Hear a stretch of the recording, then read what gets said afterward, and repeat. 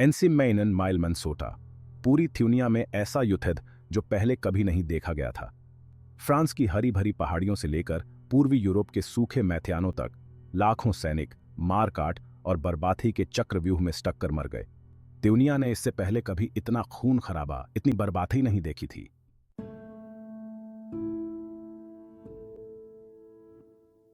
सन 1929 में छपी किताब O'Neill quite on the western front बहुत जल्द ही मशहूर हो गई। एरिक मरिया रिमार्क ने जो ये किताब लिखी थी, उसमें पहले विश्व युद्ध की कहानी ऐसी दिखाई गई थी कि पूरी थ्यूनिया के लोग इस किताब में खो गए। शुरुआत से ही लोग इस बात की तारीफ कर रहे थे कि इस किताब में युद्ध को सच्चे तरीके से दिखाया गया है। वो भी कोई हीरो या जीत की कहानी नहीं, बल्कि ऐसे आम सैनिकों की कहानी जो युद्ध के मैदान में डर और मौत देख रहे हैं। और क्योंकि युद्ध को सच दिखाया गया था, इसलिए ये किताब बहस का मुथैथिया भी बन गई। उस समय की थ्यूसरी कहानियों की तरह रिमार्क ने युद्ध को सुंदर बनाकर नहीं दिखाया था। उन्होंने बहुत ही दर्दनाक तरीके से बताया कि कैसे सैनिक मुश्किल हालातों में जी रहे थे, कैसे लगातार लड़ाई चल रही थी और कैसे उनके साथी मारे जा रहे थे। ये देखकर और पीआईएच कर बहुत से लोग हैरान हुए और इस बात पर बहस छिड़ गई कि युद्ध असल में कैसा होता है। इस किताब में दिखाया गया खून खराबा, राष्ट्रवाद की बुराई और युद्ध का इंसान के दिमाग पर क्या असर पड़ता है, ये सब उस समय की उन कहानियों से अलग था जो हीरो और बहादुरी की बात करती थी। रिमार्क ने दिखाया कि युद्ध कोई अच्छी चीज नहीं है, बल्कि एक बहुत बुरा अनुभव है जो हमेशा के लिए घाव दिया जाता है। बहुत ज्यादा हिंसा और जख्मों को देखकर कुछ लोगों को ये किताब पढ़ने में भी तकलीफ हुई, लेकिन इस किताब ने यह भी बताया कि युद्ध की बुराई को याद रखना कितना जरूरी है और युद्ध का इंसान के दिमाग पर क्या असर पड़ता है। ये सब उस समय की उन कहानियों से अलग था जो हीरो और बहादुरी की बात करती थी। इस किताब में जो सैनिक दिखाए गए हैं वो आज के समय की उस बीमारी से पीड़ित हैं जिसे हम PTSD यानी पोस्ट ट्रॉमेटिक स्ट्रेस डिसऑर्डर कहते हैं। उस समय लोग इस बीमारी के बारे में ज्यादा नहीं जानते थे। रिमार्क ने बताया कि युद्ध का असर सैनिकों के दिमाग पर कैसे होता है, वो कैसे निराश हो जाते हैं और उन्हें कैसा लगता है जब उन्हें एहसास होता है कि जिन लोगों ने युद्ध शुरू किया था उन्होंने उनके साथ धोखा किया है।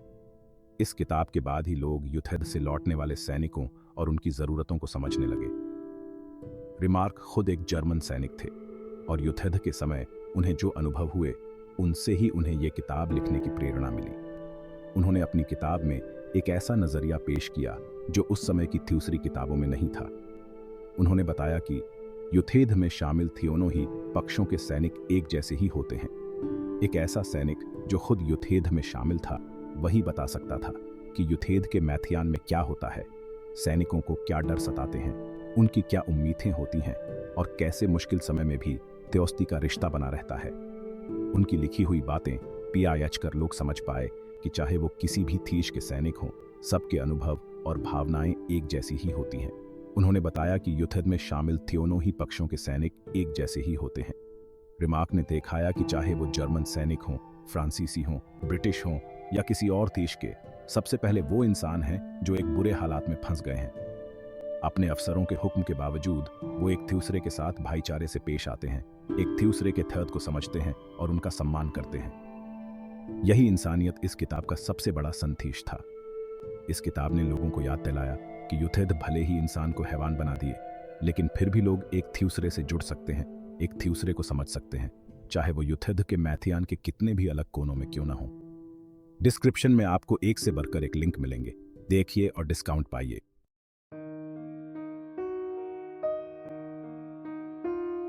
ताकि हम लेंसिरिन तमाल्ता ए मितेन उटा की ताकत और हकीकत को समझ सकें, हमें इसके लेखक एरिक मरिया रिमार्क के जीवन को जानना होगा। रिमार्क का जन्म 1898 में जर्मनी में हुआ था और उनका बचपन युद्ध के साये में बीता। पहले विश्व युद्ध के दौरान अपने जैसे कई युवाओं की तरह रिमार्क भी देशभक्ति की भावना में बह गए। सिर्फ 18 साल की उम्र में उन्हें सेना में भर्ती कर लिया गया और युद्ध के मैदान की क्रूरता ने उनके बचपन के सपनों को चूर चूर कर दिया।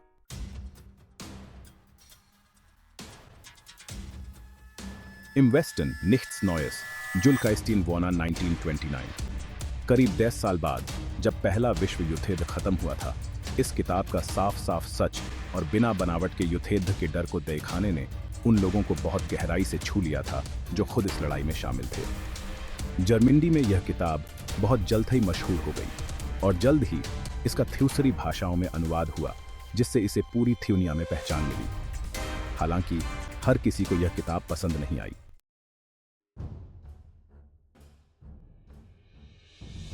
All Quiet on the Western Front कहानी में हम मिलते हैं कुछ जवान लड़कों से जिनको फेंक दिया जाता है युद्ध के भट्टी में।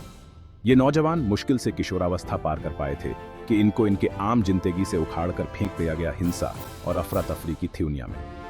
वो सब अलग अलग जगहों से आते हैं, लेकिन उन सब की किस्मत एक है, एक सिपाही बन के लड़ना एक ऐसी जंग में जो हमेशा के लिए बिठेलतीगा उनके जीने और मरने का नजरिया।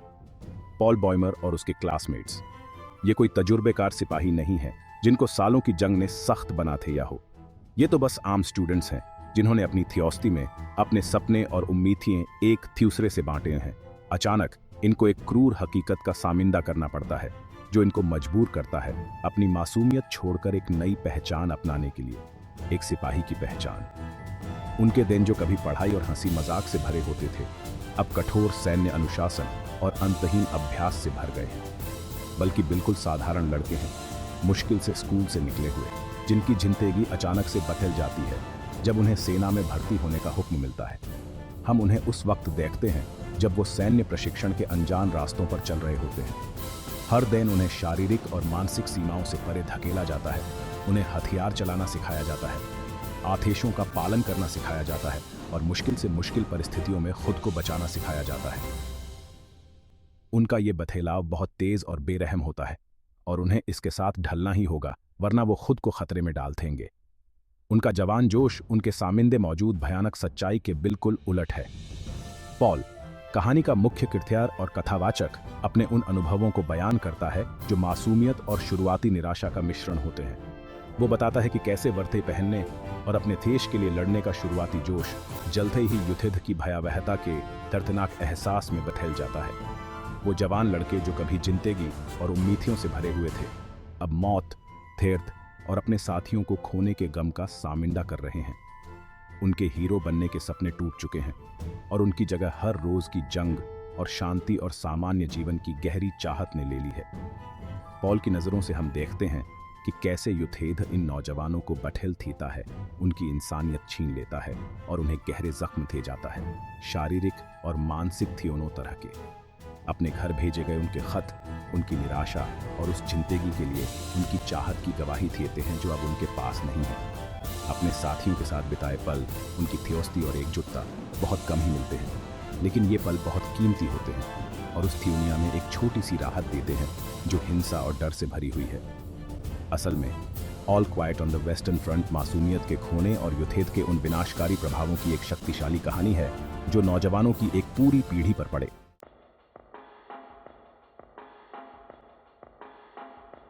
जब पॉल और उसके दोस्त आईएसएस खतरनाक ट्रेंच वॉरफेयर में फंस जाते हैं, तब उन पे हकीकत का सामना होता है।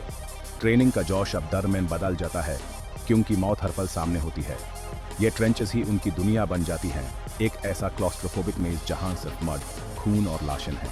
वो लगातार आर्टिलरी अटैक्स झेलते हैं, बेहद भयंकर हैंड टू हैंड कॉम्बैट करते हैं और जहर गैस के भयानक अंजाम से भी गुजारते हैं।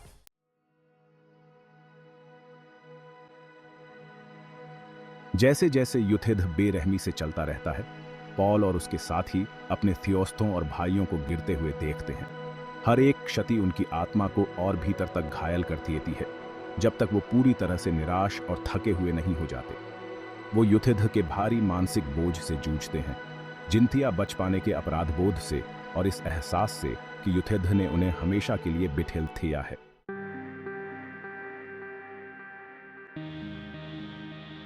एक ऐसी दुनिया इमेजिन करो जहां सिर्फ ग्रे और ब्राउन है, जैसे एक जेल हो जहां से बाहर निकलना नामुमकिन हो। हवा में लाशों की बदबू और साथ रही हुई लाशों की और भी गंदी बदबू। यह है वो जगह जहां सिपाही लोग रहते हैं, जिसे हम ट्रेंचेस कहते हैं। फ्रांस के यह इलाके में ऐसे न जाने कितने ट्रेंचेस हैं। यहाँ पर पॉल और उसके साथी जिंदगी गुजार रहे हैं, जमीन के नीचे, जुंग के साये में।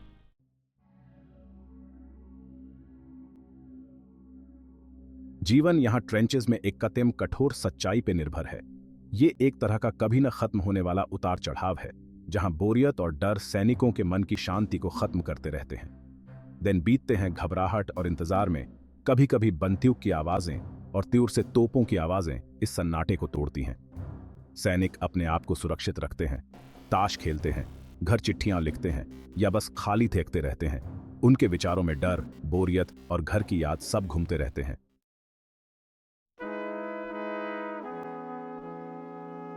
जैसे जैसे लड़ाई लंबी होती गई, पॉल और उसके साथियों को एहसास हुआ कि उनका असली दुश्मन दूसरी तरफ के सिपाही नहीं, बल्कि खुद ये जंग है। ये खाइयां एक भट्टी की तरह है जो उनके सपने, उनकी इंसानियत और जीने की चाहत सब कुछ छीन रही है। अब वो जवान आइडियलिस्ट नहीं रहे जो जंग में गए थे, बल्कि अब वो युद्धेद से घायल सिपाही हैं जिनकी रूह पर इस दहशत के निशान हमेशा के लिए रहेंगे।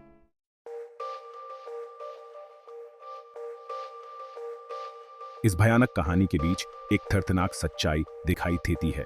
इंसानियत का खो जाना ये वो धीमा जहर है जिससे जंग इंसान से उसकी पहचान छीन लेती है, उसकी इंसानियत, उसकी आत्मा।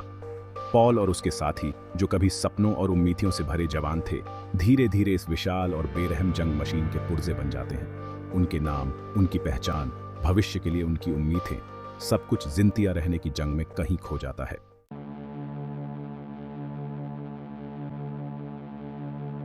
ये जो जंग है ना, ये इंसान को मशीन बना देती है, और ये बात आर्मी के हिरार्की में और भी ज्यादा दिखता है। पॉल और उसके साथी, वो सब अपने ऑफिसर्स के ऑर्डर्स के गुलाम हैं, जिन्हें उनकी जिंदगी की कोई परवाह नहीं। ऑफिसर्स इन्हें सिर्फ एक मोहरे समझते हैं जिन्हें अपने मकसद के लिए कुर्बान किया जा सकता है। ऑर्डर्स ऐसे दिए जाते हैं जैसे उनकी जिंदगी की कोई कीमत नहीं, और सिपाहियों को बिना कुछ सोचे समझे बस उनका पालन करना होता है।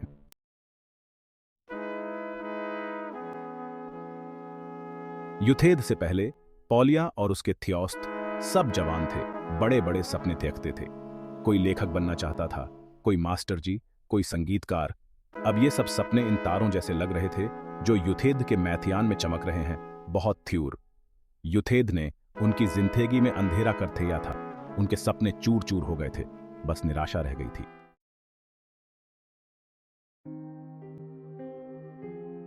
ये जंग सिर्फ उनके सपनों को नहीं छीनती, बल्कि उनकी मासूमियत भी। जवानी के वो दिन जो हंसी, दोस्ती और एक खूबसूरत भविष्य के वादे से भरे हुए थे, अब सिर्फ एक धुंधली याद रह गए थे, एक खाटी मीठी झलक उस जिंदगी की जो किसी और ही दुनिया में जी गए थे।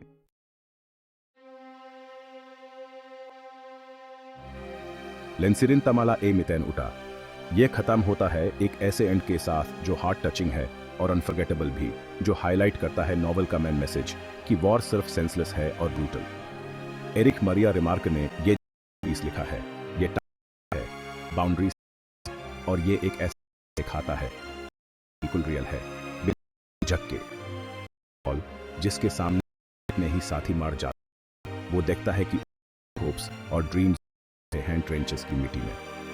हर रोज वो फेस करता है वॉर की ब्रूटैलिटी, अपने क्लोज फ्रेंड्स को खोता है और अपना माइंड टूटता हुआ फील करता है, और अपनी ह्यूमैनिटी को भी कहीं खोता जा रहा है।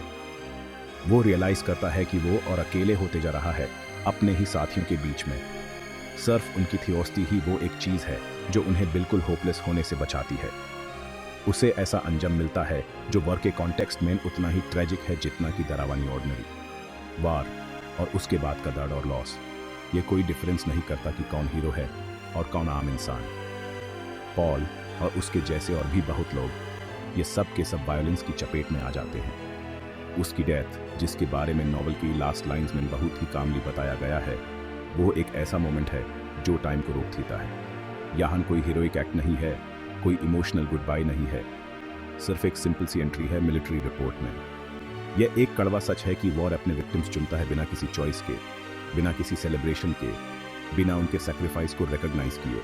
उनकी पहचान केवल अनमार्क्ड ग्रेव्स और वॉर मेमोरियल्स हैं, बिना किसी फैनफेयर के, बिना किसी रिकॉग्निशन के उनके सैक्रिफाइस के लिए। यह नॉवल ह्यूमन सोचने पर मजबूर करता है कि वॉर की असलियत क्या है और वो कितनी जिंदगियां बर्बाद करके जाता है। यह हमें याद दिलाता है कि हर एक नाम जो वॉर मेमोरियल पर लिखा है, उसके पीछे एक पूरी कहानी है, एक जिंदगी है, एक बलिदान है, जिसे अक्सर भुला दिया जाता है। जैसे ही हम पॉल और उसके साथियों की इस थील छू लेने वाली कहानी के आखिरी पन्ने को पलटते हैं, हमें उन सीखों को नहीं भूलना चाहिए जो O'Neill quite on the Western front के पन्नों में हमेशा के लिए थर्ज हैं। युद्धेद की विभीषिका, इंसान का अमानवीकरण और अनगिनत आत्माओं की खामोश पीड़ा हमें हमारी साझा मानवता की याद दिलाती है। इन जवानों की कहानियां उनके अधूरे सपने और उनकी बेरहमी से खत्म कर दी गई जिंदगी संघर्ष की असली कीमत की याद दिलाते हैं। ये हमें शांति के लिए काम करने, उनके बलिदान को याद रखकर उनका सम्मान करने और यह सुनिश्चित करने के लिए प्रेरित करते हैं कि उनकी आवाज इतिहास के गलियारों में गूंजती रहे। अगर ने आपको छुआ है, अगर इसने आपको युद्ध की मानवीय कीमत के बारे में सोचने पर मजबूर किया है, तो हम आपको इस संदेश को फैलाने के लिए हमारे साथ जुड़ने के लिए आमंत्रित करते हैं। हमें लाइक करें, हमारे चैनल को सब्सक्राइब करें और इस वीडियो को शेयर करें ताकि यह बातचीत जारी रहे। आइए इन भूले हुए सैनिकों का सम्मान करें, यह सुनिश्चित करके कि उनकी कहानियां कभी न भुलाई जाएं। देखने के लिए धन्यवाद।